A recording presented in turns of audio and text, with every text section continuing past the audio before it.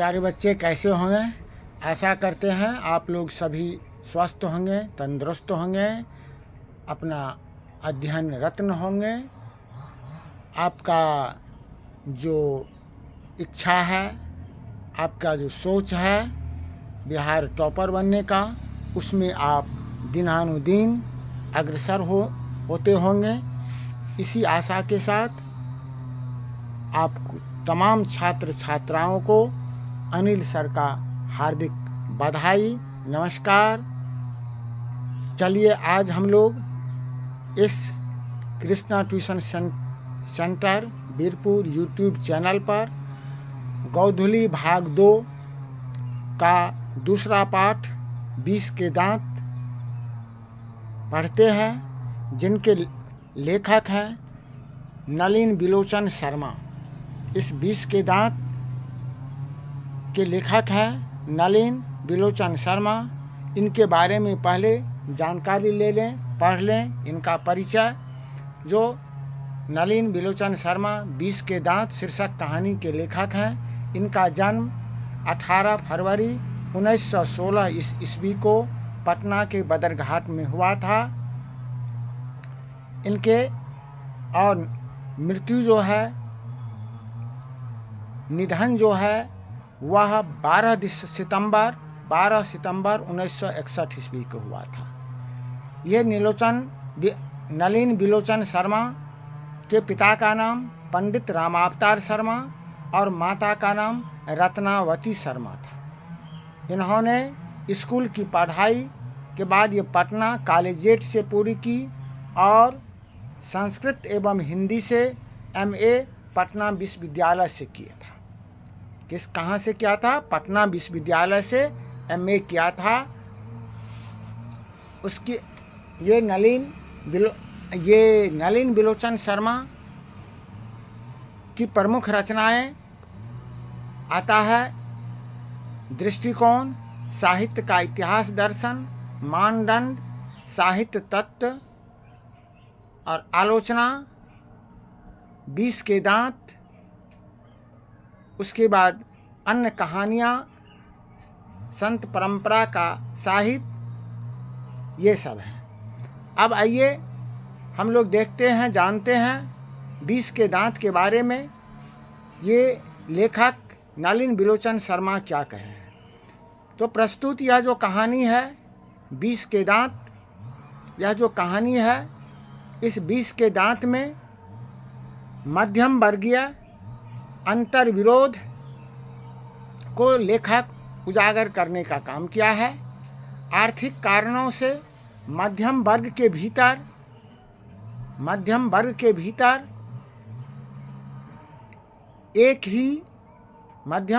भीतर ही एक और सैन साहब जैसे महत्वाकांक्षी और सफ़ेद पोशी अपने भीतर लिंग भेद जैसे कुसंस्कार को छिपाए हुए हैं। उसका जो है यहाँ पर लेखक बड़े मार्मिक ढंग से दर्शाए हैं, दिखाने का काम किए हैं। अर्थात कहने का मतलब यह 20 का दांत जो है, यह उच्च वर्ग और मध्यम वर्ग के लोगों की सोच को दर्शाता है, उसकी महत्वाकांक्षा को दिखाता है। उच्च वर्ग के प्रतिनिधि करने वाले सेन साहब हैं, जिनके परिवार में सेन साहब खुद अपना, उनकी पत्नी मिसेज सेन और उनकी 5 लड़कियां और उनके एक पुत्र खोखा जिसका नाम कासू है। इधर मध्यम वर्ग के लोग का प्रतिनिधित्व करने के लिए गिरधर लाल, उनकी पत्नी और गिरधर लाल का पुत्र मदन है। तो सेन साहब एक अमीर आदमी था, उनके पास फैक्ट्री था अपना, उनकी 5 लड़कियां थी, एक लड़का था। जैसा कि पहले हमने बताए, लड़कियां 5 सुशील थी। सेन साहब के परिवार को यह गर्व था, यह कहते थे लड़कियां क्या थी, लड़कियां कठपुतलियां। वे किसी चीज़ के लिए किसी चीज़ को, किसी सामान को तोड़ती फोड़ती नहीं थी, दौड़ती और खेलती भी थी। लेकिन केवल शाम के वक्त सेन साहब के पास एक नई मोटर कार थी, स्ट्रीमल इंड, जो काले रंग की थी। किस रंग का था? काले रंग का। खूबसूरत गाड़ी थी। सेन साहब को उस गाड़ी पर नाज था। एक भी धब्बा लगने पर उसे क्लीनर और सोफा जो उसका ड्राइवर है, नहीं, वह उससे लगा रहता था, क्लीनर से साफ होते रहता था। और यदि कहीं धब्बा लगता था तो सोफर का तो हजामत ही बन जाता, क्योंकि उससे, उस कार से यदि किसी को खतरा था तो खोखा से खतरा था। जो खोखा सेन साहब का लड़का, खोखा सबसे छोटा और सेन साहब के नाउम्मीद बुढ़ापे की आँखों का तारा था, जो कि 5 बेटी के बाद, 5 लड़की के बाद खोखा का जन्म हुआ था। इसीलिए यदि मोटर को कोई खतरा था किसी से तो खोखा से खतरा था। एक दिन की बात है कि सेन साहब का सोफर एक औरत से उलझ रहा था। उसका 5-6 साल का बेटा मदन गाड़ी को छू करके गंदा कर रहा था, और सोफर ने जब मना किया तो उल्टे सोफर से वह उलझ पड़ी। यह मामला समटा ही नहीं था, यह मामला समाप्त नहीं हुआ था कि बीच में खोखे ने मोटर की पिछली बत्ती की लाल शीशा को चकनाचूर कर दिया था। लेकिन उसे भी सेन साहब बुरा नहीं माने। अर्थात इसको हम ऐसे भी समझें कि गाड़ी घर के सामने में लगी हुई थी और सेन साहब अपने दोस्तों के साथ, मित्रों के साथ ड्राइंग रूम में बातचीत कर रहे थे। तभी जो है उन्हें कुछ आवाज़ सुनाई पड़ा, तो सेन साहब दोस्त सभी बाहर आए तो देखा जो एक 5-6 साल का लड़का सोफर से उलझ रहा था। सेन साहब को देखते ही सोफर ने कहा, सेन साहब को संकेत करते हुए, देखिए यह गाड़ी को गंदा कर रहा था, छू रहा था। मना करने पर मुझ पर झपटा मारा। इतना बात सुनते ही मदन की माँ वहाँ खड़ी थी। वह मदन के ठूंघने से खून जो बह रहा था उसको पोंछने का काम करता था। शायद सोफर ने उसे धकेल दिया था, जिससे ठूंघने से खून निकल रहा था। जब तक मदन की माँ कुछ कहती, तब तक सेन साहब उसे हिदायत देने का काम करते हैं और कहते हैं, देखो मदन की माँ, इसे ले जाओ, आइंदे ऐसा हरकत कुछ नहीं करे। तब सेन साहब और ये उनके दोस्त आगे बढ़ते हैं तो देखता है जो मोटर की पिछली काल की शीशा जो है वह चकनाचूर हो गया था। तो सेन साहब समझ गई यह खोखा का करामत है। उसे गोदी में ले करके, नहीं कुछ नहीं, वह मुस्कुराते रहे। अपने मित्रों से कहा कि देखो, आप लोगों ने देखा, यह बड़ा शरारती हो गया है कासू, जो खोखा का नाम था कासू। ये मोटर के पीछे हरदम पड़ा रहता है। कासू ने मिस्टर सिंह साहब के अगले तथा पिछले पहिए से हवा भी निकाल दी थी। और वह देख करके ये सेन साहब कहते हैं कि खोखा कासू में हम इंजीनियर बनने की संभावना देखते हैं। इसीलिए अभी से ही यह इस बत्ती को फोड़कर यह देखना चाहता है कि यह कैसे लगा हुआ है, कैसे यह काम करता है। अभी भी इसमें कितना इंजीनियर बनने की दिलचस्पी था। इंजीनियर की संभावना देखने के कारण सेन साहब अन्य बच्चों की तरह अपने उस खोखा को किंडरगार्टन में नहीं भेजते थे। उन्हें घर पर ही 2-1 घंटे के लिए किसी बढ़ई मिस्त्री के साथ शिक्षा देने का, ट्रेनिंग देने का प्रबंध कर दिए थे, ताकि ये सेन साहब कहते थे ताकि कासू का अभी से ही औजार के साथ संपर्क हो सके, उनकी अंगुली औजार पर बैठ जाए। ये सब करते थे। कासू ने मिस्टर सेन साहब के अगले और पिछले पहिए की हवा निकाल दी थी। तब मिस्टर सिंह ने विदा लेकर के, तब मिस्टर सिंह जो उनके दोस्त थे वे चले गए और मदन के पिता वे चले गए। लेकिन सेन साहब शोफर को कहता है यह तो कासू बाबू का ही काम है, जाओ इसमें पंप लगा लो। ये हवा भरवाने का काम किया दोनों चक्का में। अब क्या हुआ तो गिरधर लाल जो सेन साहब के फैक्ट्री में किरानी का काम करता था, उसे सेन साहब ने खूब खरी खोटी सुनाई और कहा कि बच्चों को संभाल करके रखो। उस रात गिरधर लाल ने अपने बेटों की खूब पिटाई की। वह सेन साहब की बात फटकार को सुन करके मदन की खूब पिटाई कर दी। दूसरे दिन होता है जो शाम के समय में कुछ लड़कों के साथ लट्टू नचा रहा था। मदन गली के कुछ लड़कों के साथ लट्टू नचाने का काम कर रहा था और उस लट्टू के खेल को देख करके मदन का भी जी लट्टू नचाने के लिए मचल गया। लेकिन मदन जो उससे अपमानित था, प्रताड़ित था, वह उसे कैसे लट्टू नचाने के लिए देता। इसीलिए कहा, मदन ने उसे फटकार दिया और कहा, अबे भाग जा यहाँ से, जा बड़ा आया है लट्टू नचाने के लिए, जा अपने बाबा के मोटर कार पर बैठ। क्योंकि मदन जो है वह कासू के कारण ही, खोखा के कारण ही अपने पिता से बार बार पिटाई खाता था और उससे अपमानित होता था।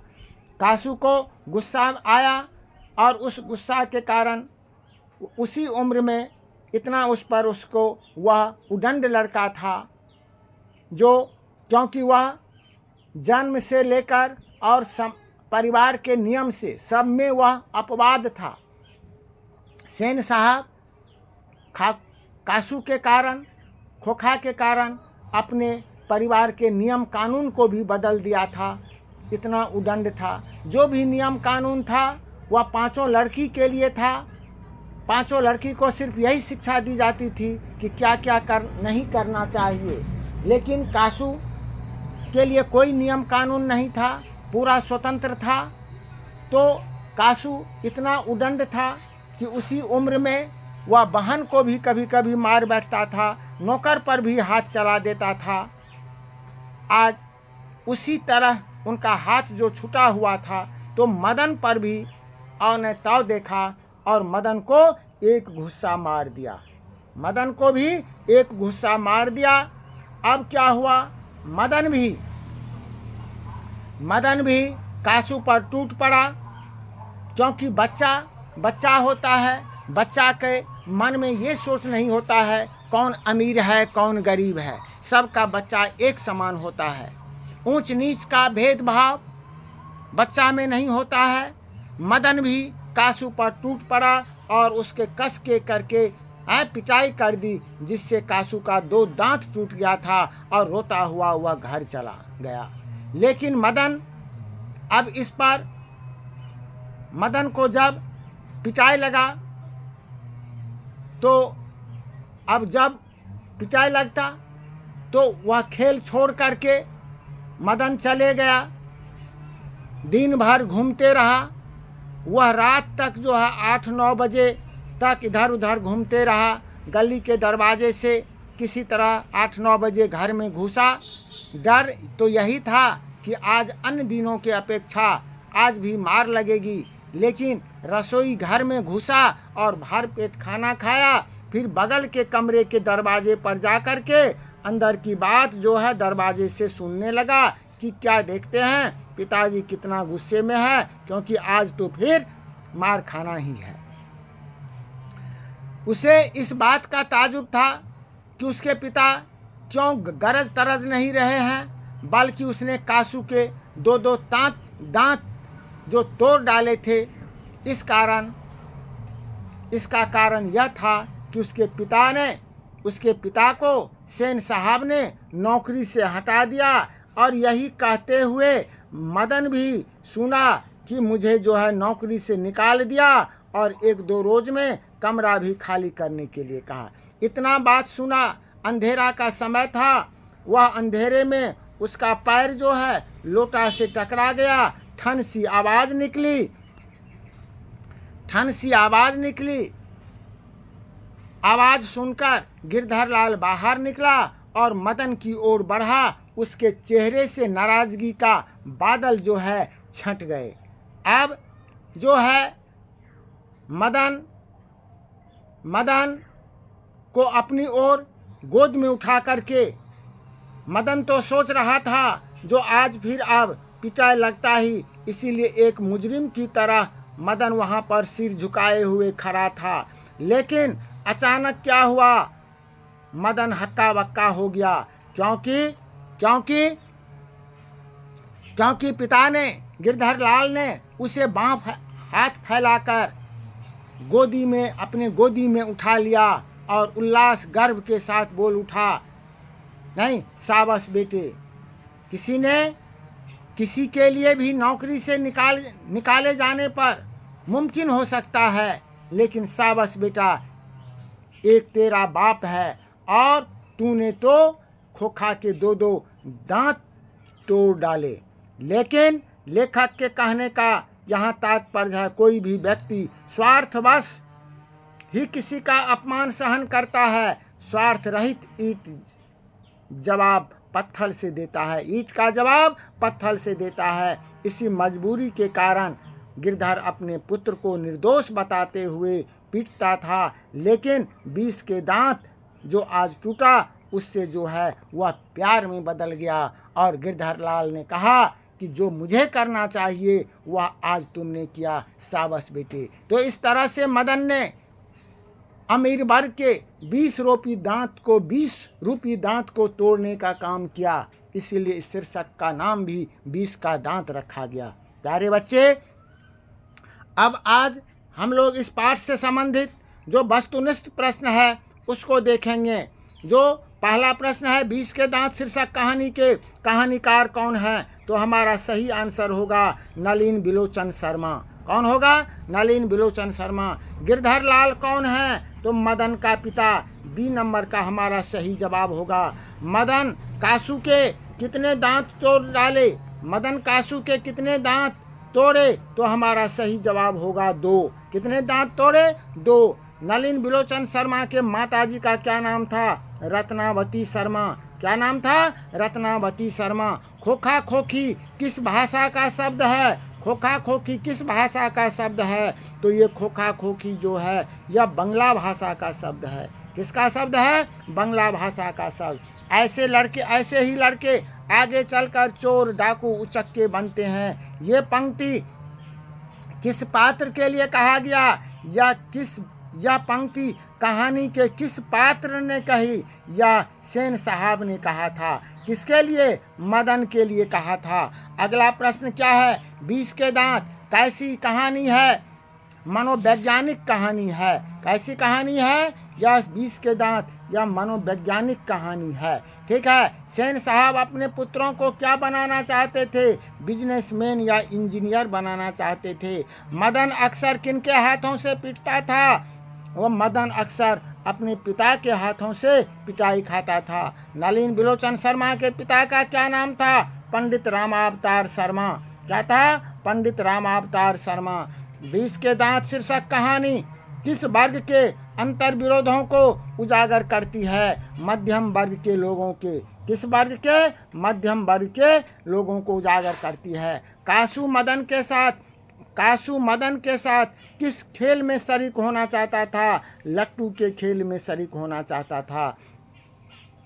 इस तरह से आप लोग क्लास को अधिक से अधिक शेयर भी कीजिए, लाइक भी कीजिए और जवाब भी देते चलिए। लड़कियां क्या है? कठपुतलियां हैं। किसे इस बात पर गर्व था? माता पिता को गर्व था। किसे गर्व था? माता पिता को। कौवा की जमात में शामिल होने के लिए कौन आ पड़ा? हंस आ पड़ा। हंस का यहाँ पर किससे होता है? कासू से। और कौवा की जमात ये गरीब लड़के, मध्यम वर्ग के लड़कों से कहा गया है।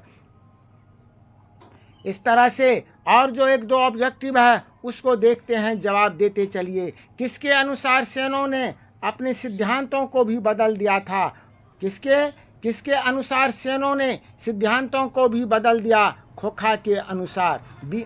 नहीं, सेन साहब की कितनी लड़कियां थी? 5 लड़कियां थी। नहीं, 5 लड़कियां थी। इस तरह से हम ऑब्जेक्टिव क्वेश्चन देखें। अब जो है इससे सब्जेक्टिव जो क्वेश्चन है उसको भी हम लोग देखेंगे। ये जो लघुत्तरीय प्रश्न है इसको हम लोग अब देखने का काम करेंगे। पहला क्वेश्चन है मदन और ड्राइवर के बीच विवाद का कहानीकार, इस विवाद के द्वारा कहानीकार क्या बताना चाहते हैं? मदन और ड्राइवर के बीच विवाद के द्वारा कहानीकार बताना चाहते हैं कि अपने पर किए गए अत्याचार का विरोध करना पाप नहीं है। सेन साहब की नई चमक वाली गाड़ी को केवल छूने भर तथाकथित अपराध के लिए मदन शोफर द्वारा घसीटा जाता है, वह गरीब बालक पर अत्याचार है। वह जो शोफर जो मदन को घसीटा, नहीं, ये क्या हुआ? एक गरीब लड़का पर अत्याचार है। मदन द्वारा उसका मुकाबला करना अत्याचारियों पर विजय प्राप्त करने का प्रयास है। अगला प्रश्न है सेन साहब के परिवार में बच्चों के पालन पोषण में किए जा रहे लिंग आधारित भेदभाव को अपने शब्दों में वर्णन कीजिए।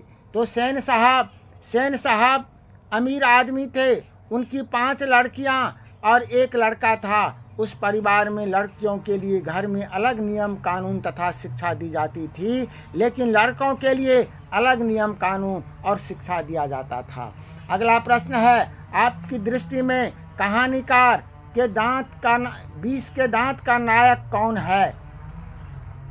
तो ये 20 के दांत का नायक शीर्षक कहानी का नायक मदन है। सारे पात्रों में सर्वाधिक प्रभावशाली और कथा वस्तु में उसका ही महत्व है, सर्वोपरि है। इस दृष्टि से विचार करने पर स्पष्ट हो जाता है कि इस कहानी का नायक मदन ही है। इसमें मदन का ही चरित्र है जो सबसे अधिक प्रभावशाली है। पूरी कथा वस्तु भी इसी चरित्र का महत्व, पूरी कथा वस्तु में इसी के चरित्र का महत्व है। खोखे के 20 का दांत उखाड़ने तोड़ने की जो महत्वपूर्ण घटना वह भी मदन का है। वहीं से यह होता है जो अहंकार रूपी 20 के दांत को तोड़ने का काम मदन करता है। इसीलिए निर्विवाद रूप से यह कहा जा सकता है कि मदन जो है वह कहानी का 20 के दांत कहानी का नायक है। अब कासू के चित्रण का वर्णन करें। कासू समृद्ध पिता का एक शौख लड़का था।